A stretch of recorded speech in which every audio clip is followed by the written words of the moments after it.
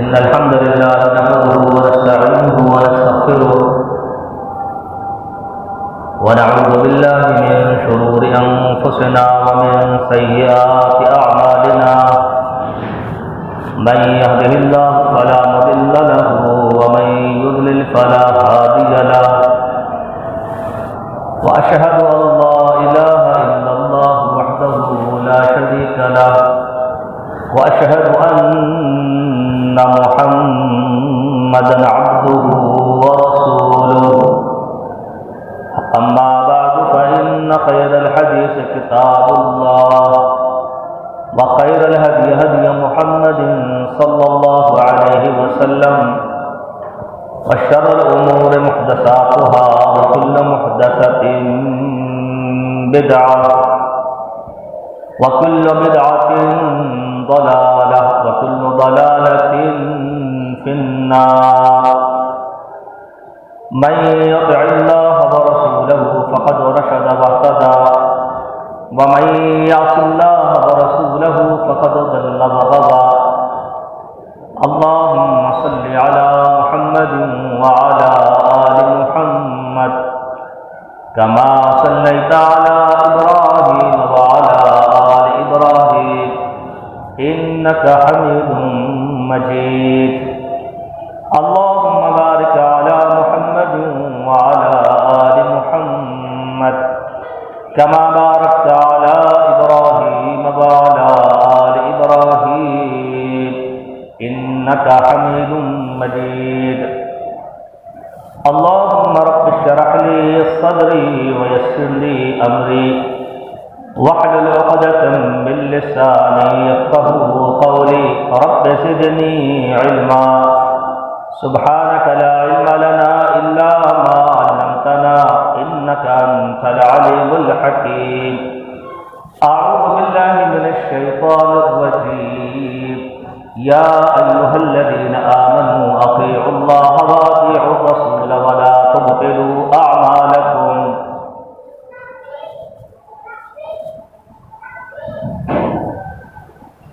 دین اسلام میں سب سے بڑا پیغام اور ہمارا مقصد تخلیق، مقصد پیدائش، اس بات کو قرار دیا گیا ہے کہ ہم اللہ کی عبادت کے لیے پیدا کیے گئے۔ عبادت صرف اللہ کی ہوتی ہے۔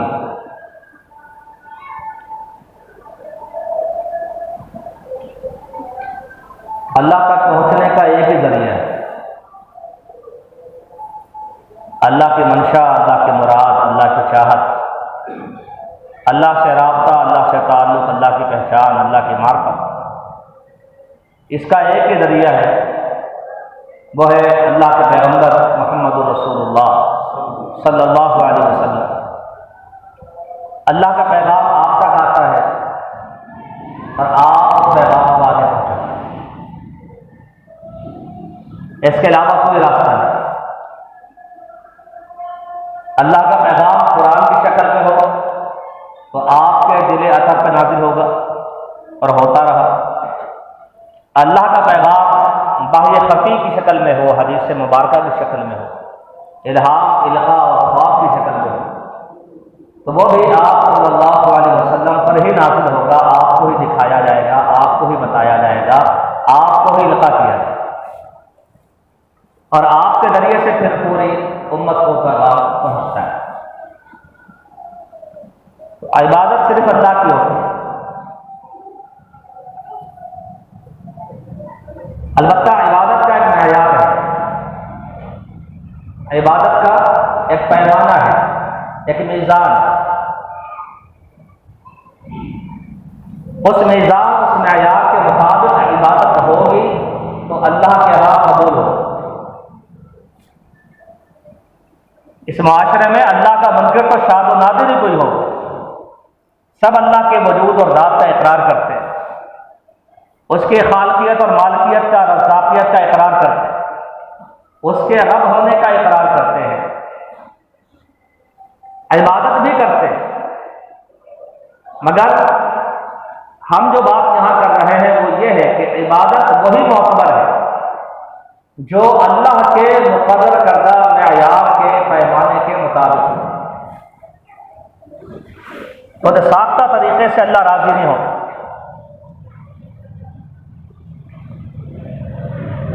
کفار مکہ قربانی کرتے تھے اور وہ گوشت اور خون اٹھا کے بیت اللہ کے ساتھ رگڑا کرتے تھے اور وہ اس کو عبادت کا درجہ دیتے۔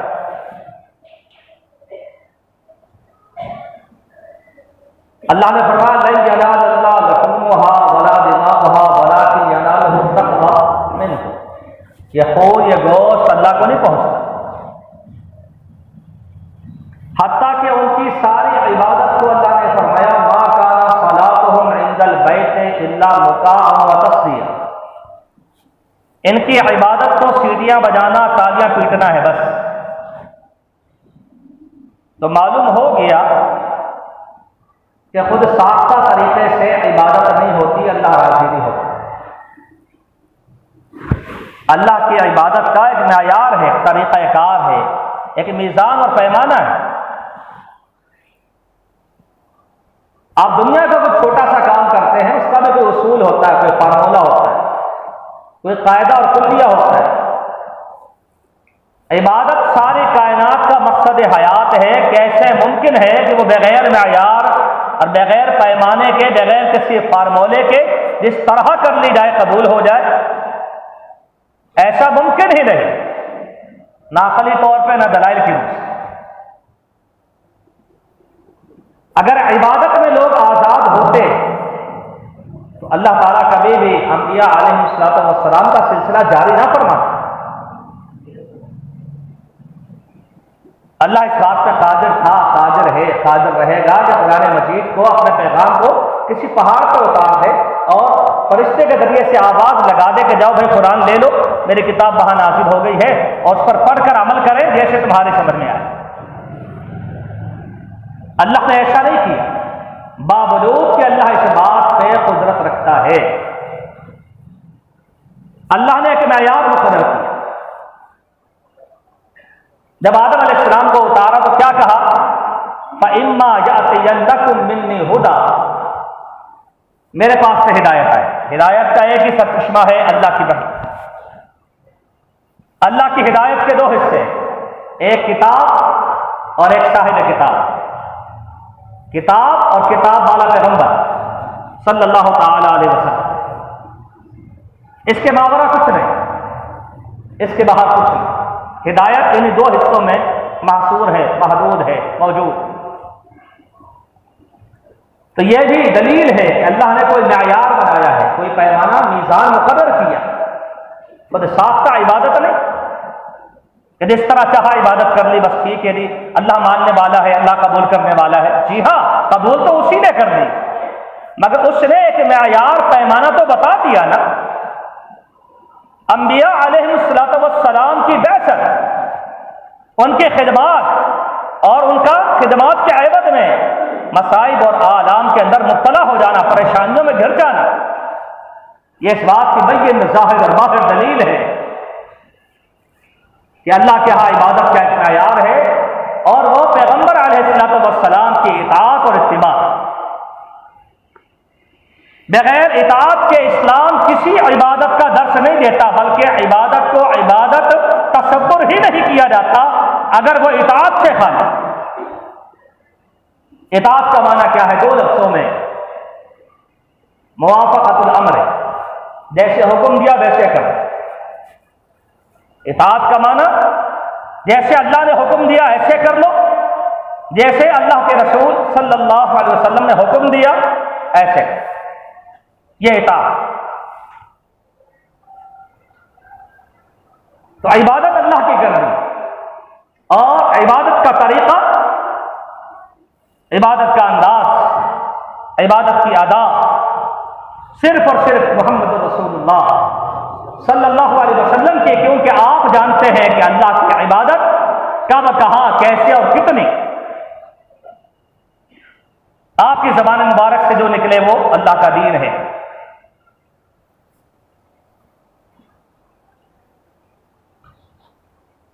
آپ صلی اللہ علیہ وسلم نے فرمایا وَاعْبُدُوا اللَّهَ وَلَا تُشْرِكُوا بِهِ شَيْئًا، اللہ کی عبادت کرو اس کے ساتھ کسی کو شریک نہ۔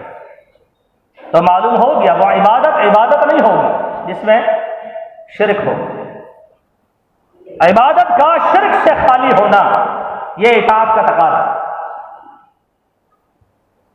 پھر سن لیجیے، اطاعت کا معنی ہے کہنا معنی۔ نبی علیہ الصلوۃ والسلام نے فرمایا وَاعْبُدُوا اللَّهَ وَلَا تُشْرِكُوا بِهِ شَيْئًا، عبادت کرو اللہ کی، یہ کہہ کر آپ نے غیر اللہ کی عبادت کا انکار کر دیا۔ بات کو سمجھ لیں، جب آپ نے کہا وَاعْبُدُوا اللَّهَ تو آپ انکار کر رہے ہیں غیر اللہ کا، غیر اللہ کی عبادت کا۔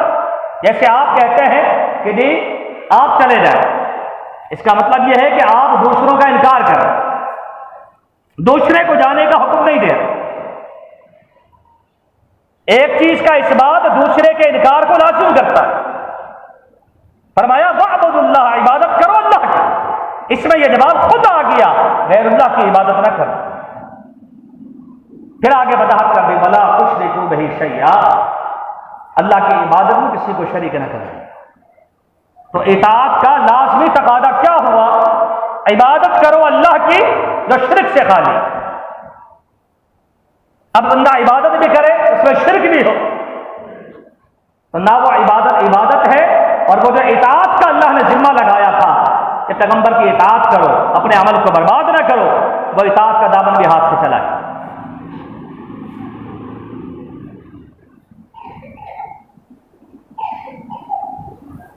ایک ہی ذریعہ ہے اللہ کی بات کو سمجھنے کا۔ اللہ نے کیا کہا، کب کہا، کیسے فرمایا، کتنا مانگا، کس سے چاہا، کس کو حکم دیا، کون بتائے گا؟ محمد رسول اللہ صلی اللہ علیہ وسلم۔ اسی لیے اللہ نے فرمایا من یطع الرسول فقد اطاع، جو رسول کی اطاعت کرے اس نے اللہ کی اطاعت۔ الفاظ پہ غور کریں، یہ نہیں کہا جس نے اللہ کی اطاعت اس نے رسول کی اطاعت، فرمایا جس نے رسول اللہ کی اطاعت کی اس نے اللہ کی اطاعت۔ بات یہاں سے ادھر کو جائے گا، کیونکہ ہمارے پاس جو سلسلہ ہے وہ اللہ کے رسول کا ہے۔ بس آپ جو بتائیں گے، جو کہیں گے، وہی اللہ کا دین۔ کوئی خود ساختہ بات نہ کرے کہ میں نے تو اللہ کی بات مانی، تو نے اللہ کی بات مانی، تیرے پاس دلیل کیا؟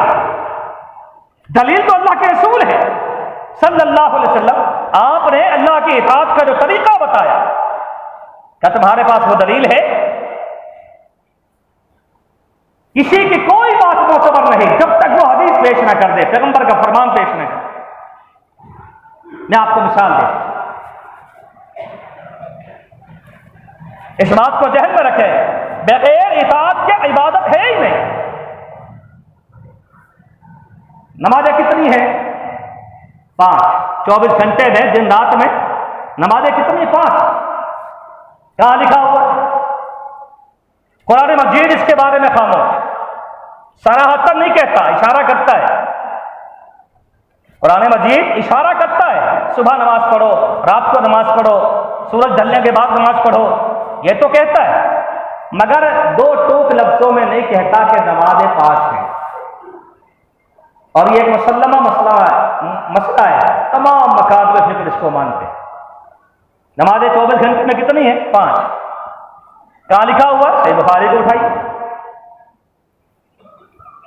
رسول اللہ صلی اللہ علیہ وسلم نے معاذ بن جبل کو یمن کی طرف روانہ کیا تو فرمایا پہلے انہیں اللہ کی توحید کی دعوت دینا، اگر وہ تسلیم کر لے تو ان سے کہنا ان اللہ فرض علیہم 5 صلوات فی یوم و لیلہ، ان سے کہہ دینا کہ اللہ نے دن رات میں 5 نمازیں فرض کی۔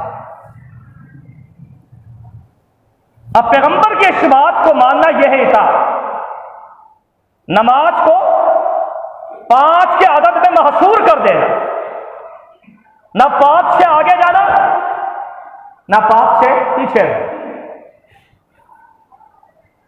یہ ہے اطاعت۔ موافقت الامر ہے، جو حکم دے دیا اس کو مان۔ دن رات میں ایک مسلمان بالغ مرد و عورت پر 5 نمازیں فرض، باقی جو کچھ ہے وہ بھی بتایا گیا، درجے میں نہیں. اس کے علاوہ نمازیں ہیں مگر اس کا بھی تعین کر دیا. مثال کے طور پہ ظہر سے پہلے سنتیں ہیں، ظہر کے بعد سنتیں ہیں، عصر سے پہلے 4 سنتوں کا ذکر کیا، مغرب سے پہلے 2 کا ذکر کیا، مغرب کے بعد 2 کا ذکر کیا، عشاء کے بعد 2 کا ذکر کیا، وتر کا ذکر کیا، فجر سے پہلے 2 کا ذکر کیا، رات کی نماز کا ذکر کیا، تہجد کا ذکر کیا، قیام رمضان کا ذکر کیا، نماز استخارہ کے بارے میں بتایا، نماز جنازہ کے بارے میں بتایا، نماز استسقاء اور بارش کی نماز کے بارے میں بتایا. ایک طویل سلسلہ ہے. یہ ہم کو کیسے پتا چلا؟ پیغمبر کی اطاعت کرنے سے، پیغمبر کا کہنا ماننے. آپ نے فرائض کا تعین بھی کر دیا. کتنے فرائض ہیں؟ 5. اور نوافل اور سنتیں بھی بتا دی، نام لے کر بتا دی. ٹھیک ہے، یہ ہے اطاعت کا تقاضا کہ نمازیں 5 ہیں. عبادت ہے نا نماز، یہ عبادت اپنے عدد کے ساتھ مختص ہو گئی 5. اب اس میں کوئی اضافہ نہیں. جو 4 والے ہیں ان کو بھی اپنے بارے میں سوچنا چاہیے. 2 4 سے جو 5 سے زیادہ پڑھنا چاہتے ہیں، دین کے نام پر عبادت کرنا چاہتے ہیں، عبادت میں حرج کیا ہے، ان کو بھی اپنی اصلاح کرنی چاہیے. اسلام میں وہ عبادت نہیں جس پر اطاعت کی مہر نہ لگے. اسلام میں 4 نمازوں کا کوئی تصور نہیں، جس طرح 6 کا کوئی تصور نہیں. ہاں وہ نوافل ہو سکتے ہیں، وہ سنتیں ہو سکتی ہیں، وہ وتر ہو سکتے ہیں، کوئی اور نماز ہو سکتی ہے. فرائض 5.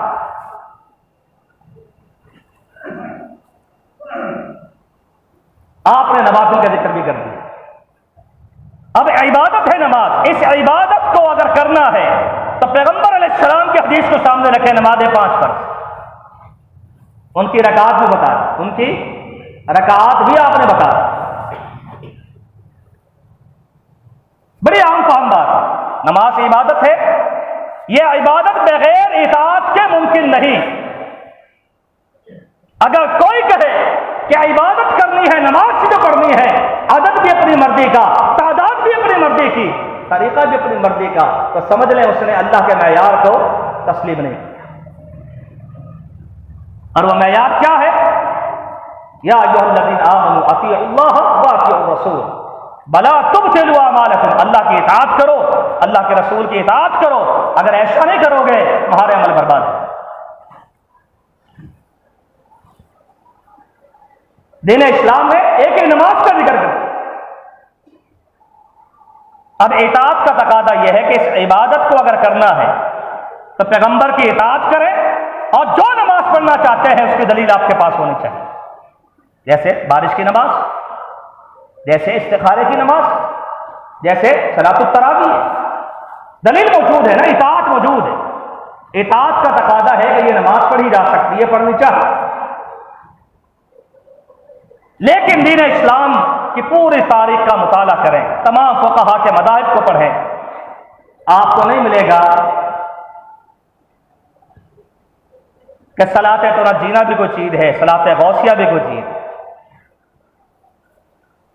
صلاۃ الرغائب بھی کوئی چیز ہے. یا وہ نمازیں ہیں جو لوگوں نے گھر سے بنائی. حالانکہ نماز ایک عبادت ہے، عبادت کا ایک معیار ہے، اور معیار کیا ہے؟ رسول اللہ صلی اللہ علیہ وسلم کی اطاعت. آپ نے بتائی ہے تو پڑھیے.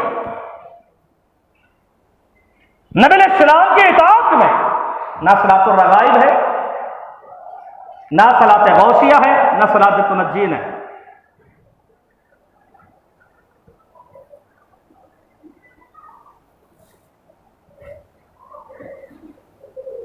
نماز ایک عبادت ہے، اپنی مرضی سے نہیں. پیغمبر کی اطاعت کرو، پیغمبر سے پوچھئے تعداد کتنی ہے، طریقہ کار کیا. آپ صلی اللہ علیہ وسلم نے فرمایا صلو کما رأیتمونی اصلی. نماز ایسے پڑھو جیسے مجھے پڑھتے ہوئے دیکھو. یہ حدیث منسوخ نہیں ہے، قیامت تک کے لیے محکم.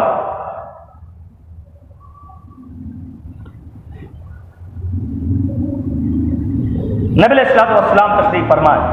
ایک شخص آیا، اس نے وضو کیا، نماز پڑھی. آ کر آپ کو سلام کرتا ہے، آپ اس کے سلام کا جواب دیتے اور سلام کا جواب دے کر فرماتے ہیں ارجع فصلی فإنک لم تصلی، جاؤ لوٹ جاؤ، تم نے نماز ادا نہیں، تمہاری نماز نہیں ہوئی۔ ایک مرتبہ گیا، پھر واپس آیا، پھر سلام کیا، جواب ملا، پھر وہی حکم واپس، پھر گیا، پھر نماز ادا کی، پھر آ کر سلام کیا، جواب ملا، اور اگلا جواب وہی تھا، تیری نماز نہیں۔ غور کی حضرات، اس بات پہ غور کریں، ہمارے یہاں کہا جاتا ہے کہ بھائی نماز تو پڑھتا ہے نا، جی ہاں نماز پڑھتا ہے، اللہ اسے مبارک کرے، مگر نماز کا معیار بھی تو ہے نا۔ معیار کیا ہے؟ اطاعت رسول صلی اللہ علیہ وسلم، پیغمبر نے کیسے پڑھی، کیسے پڑھ کے بتایا؟ جس نماز کے اوپر اطاعت کی مہر نہ ہو وہ نماز نہیں ہوتی۔ کیا کہا؟ ارجع فصلی فإنک لم تصلی، تیری نماز نہیں ہوتی۔ یہ ہمارے الفاظ تو نہیں ہے، یہ علماء کی بات تو نہیں ہے، نبی علیہ السلام نے فرمایا عبادت ہے، عبادت نہیں ہوئی، اللہ کے نبی ابھی تو پڑھ کر آئے، فرمایا ارجع فصلی فإنک لم تصلی، نہیں ہوئی اس لیے کہ تیری نماز اس اطاعت کے مطابق نہیں ہے جو تجھ پر واجب ہے کہ تو میری اطاعت ہے۔ وہ نماز ثابت ہو گیا کہ وہ عبادت نہیں ہوتی جو نبی علیہ السلام کی اطاعت میں نہ ہو۔ ایسا کوئی تصور ہی نہیں ہے عبادت ہو اور اللہ کے نبی نے کر کے نہ دکھائی۔ جتنی عبادت کے طریقے ہیں وہ رسول اللہ صلی اللہ علیہ وسلم نے کر کے دکھا دیے، امت کو بتا دی، اس لیے آپ نے اس کی نماز پر فتویٰ دے دیا نہیں ہو، تو ثابت ہو گیا عبادت تو ہے مگر عبادت کا درجہ نہیں ملے گا، نجات نہیں ملے گی، نماز اللہ کے یہاں قبول نہیں ہوگی۔ کیوں؟ اپنی مرضی کی پڑھی ہوئی۔ اس نے کہا لا احسن غیر ھذا، مجھے تو اس سے اچھی پڑھنی آتی نہیں، علمنی، آپ مجھے سکھا دیجیے نا۔ آپ نے فرمایا اجل، جی ہاں یہ بات تم نے بڑی مناسب کی، آپ نے اس کو نماز کا طریقہ سکھایا، کھڑے ہونا ہے تو ایسے کھڑے ہونا ہے، تکبیر کہنی ہے تو ایسے کہنی ہے، ہاتھ اٹھانے تو ایسے اٹھانے، پھر تکبیر کہہ کے رکوع کرنا ہے تو ایسے کرنا ہے، ایک ایک چیز۔ اور آپ تفصیل میں جائیں، علماء سے پوچھئے اس کی نماز میں خرابی کیا؟ اس دور میں نماز کا ایک ہی طریقہ، اس دور میں یہ مکاتب فکر نہیں تھے، یہ مذاہب مسلمان تقسیم نہیں ہوئے تھے، ایک ہی طریقہ، اس کے باوجود کہا تیری نماز نہیں ہے، کیونکہ وہ جو ایک طریقہ تھا اس میں بھی کمزوری تھی، سکم تھا، جھول تھا۔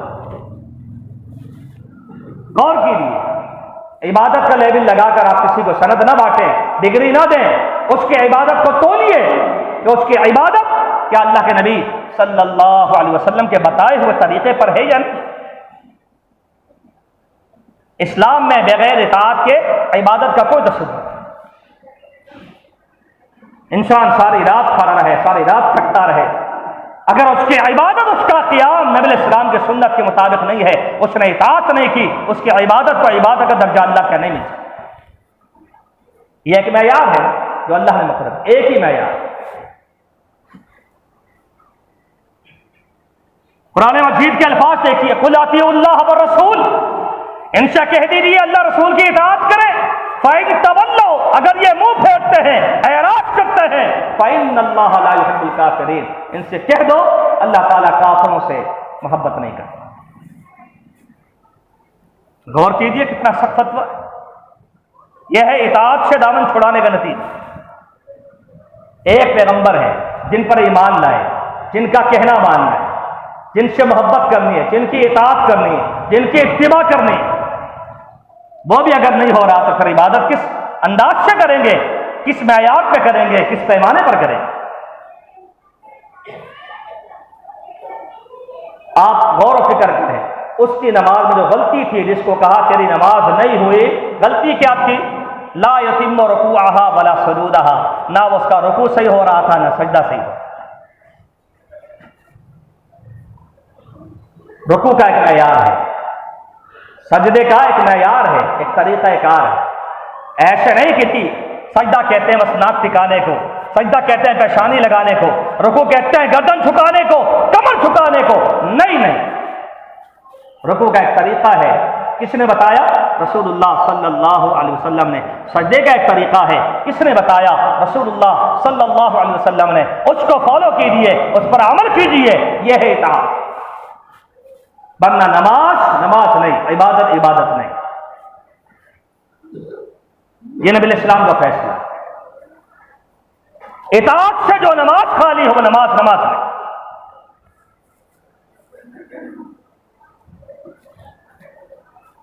یار اس پر میں ایک بات اور کہہ دوں، نماز کے اندر تھوڑی سی کمی کوتاہی ہو جائے تو نماز اطاعت رسول سے باہر، اور جو نماز اطاعت رسول سے باہر ہو جائے وہ نماز نماز نہیں۔ تو جو نماز مکمل ہی حدیث میں نہ ہو، پیغمبر کی اطاعت میں نہ ہو، خود ساختہ ہو، گھر سے بنا کے لائے، بتائیے کہ اس کو پڑھنے کے بعد کیا فائدہ؟ جو نماز ثابت ہے اس میں کمی ہو جائے، کوتاہی ہو جائے، نبی علیہ السلام فرماتے ہیں لوٹ جاؤ تمہاری نماز میں۔ یہاں تو لوگ ایسی نماز پڑھنے کو تیار ہیں اور پڑھتے ہیں جس کا کوئی ثبوت قرآن و حدیث کے اندر نہیں ملتا۔ پھر اطاعت کو کیا سمجھا؟ پھر سن لیجیے، اسلام میں عبادت کا تصور بغیر اطاعت کے نہیں ہے۔ وہ عادت ہوگی، وہ رسم و رواج ہو سکتا ہے، وہ عبادت نہیں ہے جب تک اس پہ نبی علیہ السلام کی اطاعت کی مہر نہیں لگے۔ اس لیے نبی علیہ السلام نے فرمایا تھا من عمل عملا لیس علیہ امرنا فہو رد، وہ ایسا عمل کرتا ہے جس پر ہماری مہر نہیں لگی ہوئی، اس کا عمل برباد ہے، اللہ کے ہاں ہرگز قابل قبول نہیں۔ یہ اطاعت سے خالی ہو، عمل تو کیا، عمل کا انکار نہیں ہے، مگر عمل مردود ہے، نامقبول ہے، اللہ کی ہاں عبادت کا درجہ نہیں پا سکتا۔ کیوں؟ نبی علیہ السلام نے وہ عمل کر کے نہیں بتایا، کرنے کا حکم نہیں۔ یہ ہماری دعوت، یہ ہمارا منہج، یہ ہمارا پیغام ہے۔ اور نبی کریم صلی اللہ علیہ وسلم سارے زندگی آپ کے صحابہ، آپ کے ماننے والے ائمہ کرام اسی کا درس دیتے رہے سارے زندگی، کہ بغیر اطاعت رسول کے کوئی چیز عبادت کا درجہ نہیں پا سکتی۔ جو کام کریں اگر عبادت ہے، نبی علیہ السلام کی مہر اس پہ لگی ہونی چاہیے کہ ہاں یہ اللہ کے نبی صلی اللہ علیہ وسلم کا طریقہ ہے، آپ نے کیا۔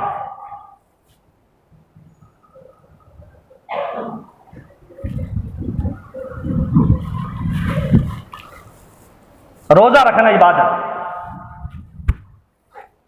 جس سے چاہے جا کر کچھ، روزہ رکھنا عبادت، اور چوٹی کی عبادت۔ اللہ اکبر۔ نبی علیہ السلام نے رمضان کا روزہ رکھا، سفر میں سخت گرمی ہو گئی اور عصر کا ٹائم بھی ہو چکا۔ آپ کو بتایا گیا بعض لوگوں نے روزہ رکھا ہوا ہے تو ان کی حالت خراب ہو گئی گرمی کی وجہ سے۔ آپ کیونکہ رحمت عالم تھے، آپ صلی اللہ علیہ وسلم نے پانی منگوایا اور سواری پر بیٹھ کر وہ پانی آپ نے پی لیا، تناول فرما لیا، حلق میں اونڈیل لیا۔ اشارہ تھا کہ لوگوں روزہ افطار کریں، فرض روزہ ہے، عبادت، مگر آپ نے کیا کیا؟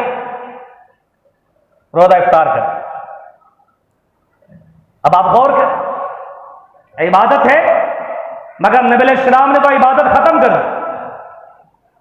اب اطاعت کا تقاضا یہ ہے کہ بغیر چونکے چدا کے لیتا لا اللہ کے روزہ افطار کیا جائے، یہ عبادت۔ بعض لوگوں نے کہا جی ٹائم تھوڑا سا رہ گیا ہے، برداشت کریں گے، صبر کریں گے، اجر زیادہ ملے گا، کیا کرنا افطار کریں۔ کچھ لوگوں نے کر دیا، کچھ لوگوں نے کیا کہا کہ جی جتنی گرمی جتنا صبر زیادہ اتنا اجر زیادہ۔ اب یہ خبر کس کو ملی؟ اللہ کے نبی صلی اللہ علیہ وسلم۔ آپ نے یہ نہیں کہا کہ شاباش اللہ آپ کو برکت دے، ماشاء اللہ، آپ نے فرمایا اولئک العصاة، اولئک العصاة، لوگوں میرا نافرمان کسی نے دیکھنا ہے تو اس کو دیکھو جس نے روزہ رکھا۔ اطاعت کا تقاضا یہ ہے، روزہ عبادت ہے مگر کب تک؟ جب تک اللہ کے نبی روزہ رکھے، جب آپ افطار کر دیں افطار کر، یہی عبادت۔ پیغمبر کی اطاعت کے بغیر روزہ روزہ نہیں ہوتا، عبادت عبادت نہیں۔ اٹھائیے صحیح مسلم میں پورا واقعہ موجود، صحیح مسلم میں یہ پورا واقعہ اسی طرح موجود، تو ثابت ہو گیا عبادت تو ہے مگر اللہ کے ہاں ناقابل قبول ہے، عبادت کا درجہ نہیں ملے گا۔ کیوں؟ یہ عبادت اطاعت سے خارج ہو۔ پیغمبر کہے افطار تو افطار، پیغمبر کہے روزہ تو روزہ۔ صحیح بخاری کو اٹھائیے، صحیح مسلم کو اٹھائیے، ابو داؤد کو اٹھائیے، سیاستہ پوری اٹھا رہیے، ہر حدیث کی کتاب میں ملے گا۔ نبی علیہ الصلوۃ والسلام نے روزے کے بڑے فضائل بیان کیے، مگر کیا فرمایا؟ نفلی روزہ صرف جمعے کا نہیں رکھنا، نفلی روزہ صرف ہفتے کا نہیں رکھنا، نفلی روزہ صرف جمعے کا نہیں، جمعے کا رکھاؤ تو ساتھ میں جمعرات کو ملاؤ یا ہفتے کو ملاؤ، عبادت۔ مگر عبادت کا بھی طریقہ ہے، طریقہ کیا ہے؟ پیغمبر علیہ السلام نے کیسے بتایا؟ آپ عبادت کریں، روزہ رکھیں، مگر فرمایا صرف جمعے کا نہیں، جمعے کے ساتھ جمعرات ملاؤ یا ہفتہ ملاؤ، اور ہفتے کا بھی اکیلے نہیں، ہفتے کے ساتھ جمعہ ملاؤ یا اتوار ملاؤ۔ اب کوئی اٹھے اور کہے کہ جی عبادت ہی تو ہے، کیا حرج؟ اللہ کے بندے سب سے بڑا حرج یہ ہے کہ یہ عبادت اللہ کے رسول کی اطاعت سے خارج ہے، یہ عبادت کا طریقہ اللہ کے محبوب پیغمبر نے نہیں بتایا، لہذا تو عبادت کرنا چاہتا ہے، یہ عبادت نہیں ہوگی جب تک تو رسول اللہ کی اطاعت نہیں کرے صلی اللہ علیہ وسلم۔ یہ ہے اطاعت کا معنی، جیسے کہا دل بان ویسے کرو۔ آپ کہتے ہیں نہیں تو نہیں، صحیح بخاری کو اٹھائیے، صحیح مسلم کو اٹھائیے، سیاستہ کو اٹھائیے، ایک سے زیادہ حدیثیں ملیں گی۔ فرمایا نہیت ان اقرأ القرآن راکعا و ساجدا، مجھے اللہ نے منع کر دیا ہے رکوع کی حالت میں قرآن کی تلاوت نہیں کرنی، سجدے کی حالت میں قرآن کی تلاوت نہیں کرنی۔ اب کوئی شخص اٹھے کہ جی یہ تو عبادت ہے، جی ہاں تلاوت عبادت ہے، مگر رکوع کی حالت میں نہیں، سجدے کی حالت میں نہیں۔ کیوں؟ اللہ کے محبوب پیغمبر نے اسے روکا ہے، اب یہ عبادت نہیں ہوگی اللہ کی ناراضگی۔ تلاوت عبادت ہے کب تک؟ جب تک رسول اللہ کہے، جب آپ روک دیں رک جانا عبادت، یہ ہے اطاعت۔ جس سے چاہے جا کر پوچھیے، کسی مرتبہ فکر کا ہو کہ جی میں سجدے میں جانے کے بعد ایک پارہ تلاوت کرنا چاہتا ہوں، آپ کو نہیں اللہ کے بندے، نبی علیہ السلام نے منع فرمایا۔ میں رکوع کی حالت میں تلاوت کرنا چاہتا ہوں، ایک پاؤ پارہ پڑھوں گا، ثواب ملے گا، عبادت ہے، آپ کو فتویٰ ملے گا نہیں اللہ کے بندے، نبی علیہ السلام نے اس سے روکا ہے۔ عبادت جب ہے جب اللہ کے نبی اوکے کر، آپ مہر لگا دیں کہ ہاں جی ٹھیک، اس لیے سمجھ لیجیے اللہ نے عبادت کے لیے پیدا کی، مگر عبادت کا ایک معیار ہے، پیمانہ ہے، اپنی مرضی سے نہیں، اور وہ پیمانہ کیا ہے؟ محمد رسول اللہ صلی اللہ علیہ وسلم۔ اللہ کیا چاہتا ہے، کیسے عبادت کروانا چاہتا ہے، کتنی تعداد میں، کون سے اوقات میں، کون سے گلی محلے میں، کون سے شہر میں اللہ کس طرح عبادت کروانا چاہتا ہے، کون بتائے گا؟ محمد رسول اللہ صلی اللہ علیہ وسلم۔ اور آپ نے ایک ایک ادا بتایا، ایک ایک ادا بتایا۔ اللہ عبداللہ ابن عباس رضی اللہ تعالی عنہ، سنن دارمی کو اٹھائی، ایک شخص کو دیکھا عصر کے بعد مستقل مزاجی کے ساتھ نفل پڑھتا ہے، حالانکہ حدیث میں کیا ہے، نبی علیہ السلام کی اطاعت کیا ہے؟ آپ نے فرمایا لا صلاۃ بعد العصر حتی تغرب الشمس، عصر کے بعد نفلی نماز نہیں ہے جب تک سورج غروب نہ ہو۔ آپ کی عصر چھوٹ گئی، آپ لیٹ آئے پڑھ سکتے ہیں، آپ مسجد میں آئے سببی نماز تحیۃ المسجد پڑھ سکتے ہیں، جنازہ آ گیا آپ پڑھ سکتے ہیں، مگر اسپیشلی طور پہ آپ نے کہا چلو آج تو کام کوئی نہیں ہے، عصر سے مغرب تک نفل پڑھتا ہوں بھائی، عبادت ہے نا، مگر نبی علیہ السلام نے منع فرمایا، عصر کے بعد سورج غروب ہونے سے پہلے نفلی نماز نہیں، اور خاص طور سے جو ہمیشہ پڑھے، بار بار پڑھے، اس کو روکا گیا۔ کبھی کبھار تو دلیل ملتی، عصر ٹائم پر ہو گئی جیسے آپ پڑھتے ہیں پہلے ٹائم سورج چمکتا دمکتا ہے، کوئی 2 رکعت پڑھنا چاہتا ہے پڑھنا، مگر کبھی کبھار حوالہ ملتا ہے، کبھی کبھار۔ سیدنا عبداللہ ابن عباس خانوادہ پیغمبر ہیں، آل رسول کے روشن چراغ رضی اللہ تعالی عنہ، انہوں نے دیکھا ایک آدمی ہمیشہ بار ہر عصر کے بعد نفل شروع کر دیتا ہے، اس کو روکا، اس کو ٹوکا، اس کو سمجھایا کہ یہ اطاعت نہیں ہے، یہ سنت نہیں ہے۔ اس نے کیا کہا؟ یہ سوال آج ہمارے یہاں بھی ہوگا. اس نے کہا ایعذبنی اللہ علی الصلاۃ، کیا نماز پڑھنے پر بھی اللہ عذاب دے گا؟ عبادت ہے، کرنے دو. عبداللہ عبادت ہے، عبادت کرنے میں حرج کیا ہے؟ کیا اللہ مجھے نماز پر عذاب دے گا؟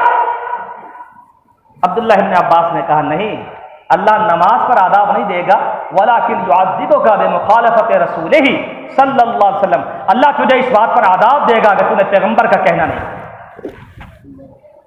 پیغمبر کا کہنا یہ ہے عصر کے بعد نفل نہیں پڑھنے، نفلی نماز نہیں پڑھنے، اس بات پر اللہ تجھے عذاب. قرآن مجید کو اٹھائیے، فَلْيَحْذَرِ الَّذِينَ يُخَالِفُونَ عَنْ أَمْرِهِ أَن تُصِيبَهُمْ فِتْنَةٌ أَوْ يُصِيبَهُمْ عَذَابٌ أَلِيمٌ. ڈرنا چاہیے ان لوگوں کو جو میرے حبیب کی مخالفت کرتے ہیں، انداز سے جو میرے محبوب پیغمبر کی نافرمانی کرتے ہیں، دنیا میں فتنے کا شکار ہوں گے، دنیا بھی خراب ہوگی اور مرنے کے بعد عذاب علیم سے دوچار ہوں گے، آخرت بھی خراب. لہذا میرے دوستو، بات بالکل بادے دو اور دو چار کی طرح ہے کہ عبادت کے لیے اللہ نے پیدا کیا، مگر عبادت کا ایک معیار ہے، پیمانہ ہے. عبادت وہی معتبر ہے، وہ نماز ہو، وہ روزہ ہو، وہ تلاوت ہو یا کوئی اور شکل ہو، ہر عبادت کے پیچھے رسول اللہ صلی اللہ علیہ وسلم کی مہر ہونی چاہیے، اطاعت ہونی چاہیے، نبی اسلام کا فرمان ہونا چاہیے. یہ عبادت اور اطاعت کا فلسفہ ہے. اللہ تعالیٰ مجھے اور آپ کو توفیق دے، ہم عمل کریں، ضرور کریں، مگر اپنے عمل کے پیچھے ہم دلیل رکھتے ہوں نبی اسلام کی سنت کی، آپ کی اطاعت کا جذبہ رکھتے ہوئے عبادت کریں. اللہ مجھے آپ کو توفیق دے. اقول قولی ھذا واستغفر اللہ لی ولکم وآخر دعوانا الحمد للہ رب العالمین.